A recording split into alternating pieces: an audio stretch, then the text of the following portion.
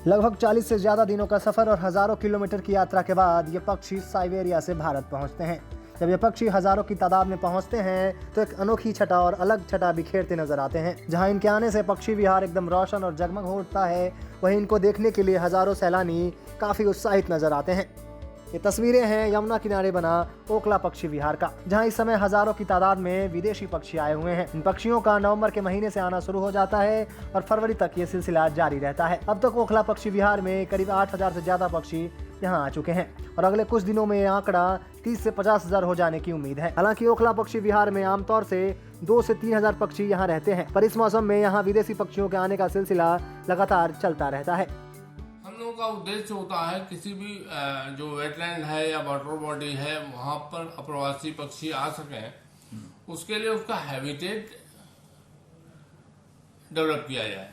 Habitat develop करने का जहां तक मतलब होता है कि मोस्टली जो वाटर बॉडीज होती हैं उनमें वाटर हाइसन काफी भारी मात्रा में स्प्रेड आउट हो जाता है। तो बर्ड्स के भी 2 प्रकार का कैटेगरी होता है। एक होते हैं डाइविंग बर्ड्स जो डीप वाटर में रहते हैं, दूसरे वाटर बर्ड्स होते हैं जो शैलो वाटर में रहते हैं। जो डाइविंग बर्ड्स होते हैं और उनकी कुछ प्रजातियां और कुछ वाटर बर्ड की प्रजातियां ये वाटर हाइसन को एज ए फूड भी यूज करती हैं। तो जब हम उन्हें निकालते हैं वाटर हाइसन को, तो डाइविंग बर्ड्स के लिए उनको क्लियर करना बहुत आवश्यक होता है, क्योंकि क्लियर वाटर में ही वो डाइव करती हैं। और जो पक्षी वाटर हाइसन को फूड के रूप में इस्तेमाल करते हैं, उनके लिए कुछ पार्ट में वाटर हाइसन को छोड़ा जाना भी आवश्यक होता है।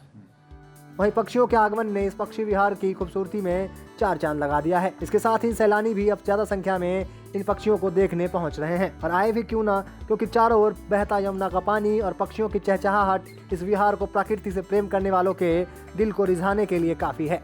इस ओखला पक्षी विहार में हर साल Europe, Canada, America, Siberia, Tibet और कई देशों से हजारों मील की दूरी तय करके ये प्रवासी पक्षी यहाँ पहुँचते हैं। और यहाँ सबसे अच्छी बात है, विगत 3 वर्षों से ग्रेटर फ्लेमिंगोस का एक ग्रुप यहाँ स्टे कर गया है। अब उसके स्टे करने का ये कारण है कि उसका हैबिटेट जो है उसके अनुकूल यहाँ मिल गया है और उसने स्टे किया है। 3 वर्ष से वो रेगुलर यहीं रह रहा है जी। और बाकी जो पक्षी आते हैं साइबेरियन, वो कौन कौन से पक्षी होते हैं यहाँ पर आने वाले? यहाँ आने वाले होते हैं कॉमन कूट्स होते हैं, शाबलर्स हैं, गल्स हैं और डक्स की कई स्पेसीज हैं।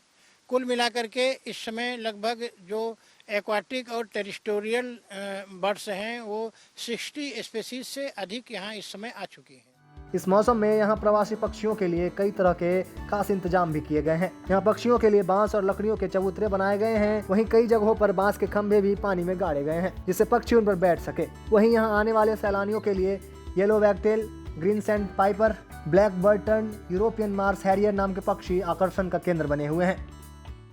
दूर देश के सुंदर पक्षी जब भारत में आते हैं, अपने साथ नई मौसम की सौगात साथ में लाते हैं।